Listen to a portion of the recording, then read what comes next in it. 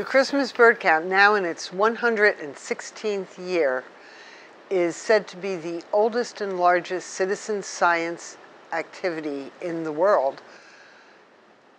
We set up every year 9 to 10 teams. Each team is led by a minimum of 1 or 2 good birders. The Christmas bird count provides a snapshot of where bird populations are throughout North America. The count over time provides a good look at population trends. Where are birds going? How is climate change affecting populations? For example, in the Nokesville count in the last few years, we've been seeing several birds that really should only be here in the summer. This year, for example, we saw a common yellowthroat, which was our big surprise.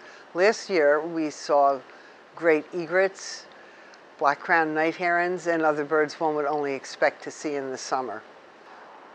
Each team has a tally sheet, and on the tally sheet, from their notes or right in the field as it happens, they mark down the species that they saw and how many of each particular species were seen. 4 mallards and the house sparrow.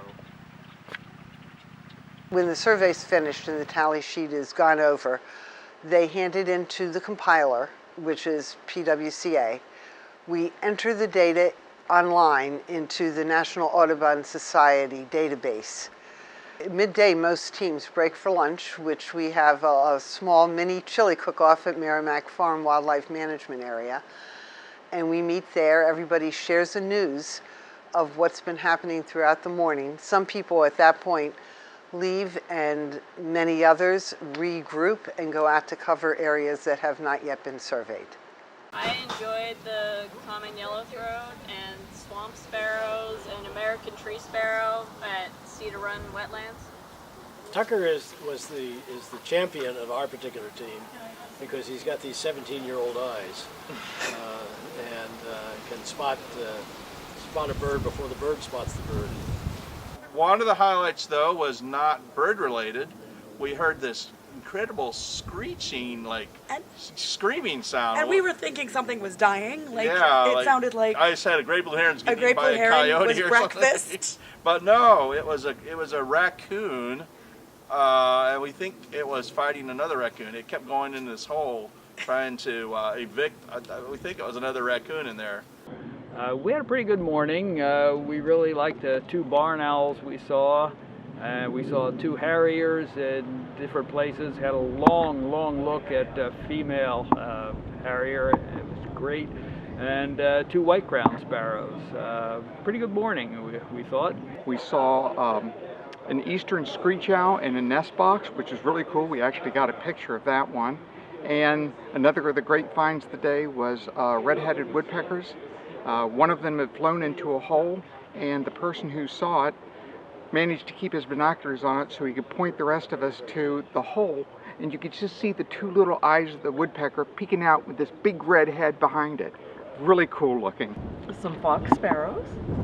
Golden crowned kinglets, and many geese, many robins, and a couple of sapsuckers, one that was hanging upside down on a branch, like I'd never seen one before. Interesting day.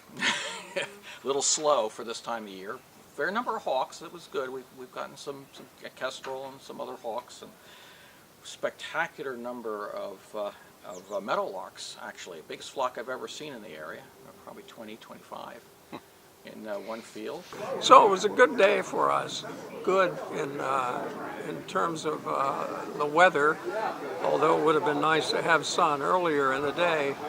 But the unusual warm weather, I'm sure, had an effect on our count for the good and not so good results in some of the species. Anyway, a good day.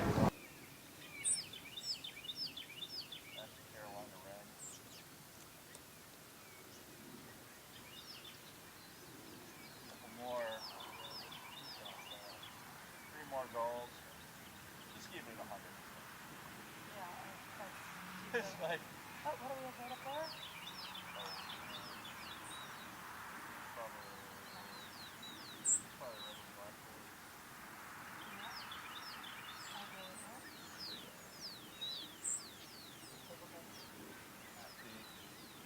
shaped like a starling.